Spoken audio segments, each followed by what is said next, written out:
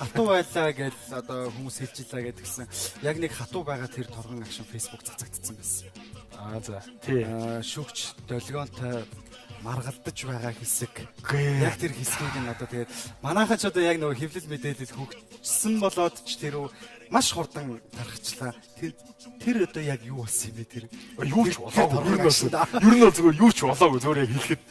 Ингээд нэг одоо юу гэдэг чинь те одоо тэрэн дээр хүмүүс намайг айгүйх буруудах жилээ би бас харсан. Чи ингээ настай хүний урдаас өөрөөсөө ахмад хүний урдаас чамаас их юм хийсэн хүн наа чинь те ийм хүний урдаас чи ингэж хэллээ тэгэж хэллээ. Яг исэн дээр би ерөөсөө ямар ч муухай юм хараал нэг л ерөөсөө хэлээгүй шүү дээ. Нэг баг болоод ажиллаж байгаа хүмүүст хоорондоо одоо те маргалдах, зөрчилдөх, санал нийцэхгүй байх, таалагдахгүй байх тийм юм зөндөө штэ. Ууралж, бухимдах, баярлж хөөрөхтэй тийм юм зөндөө л байдэн штэ.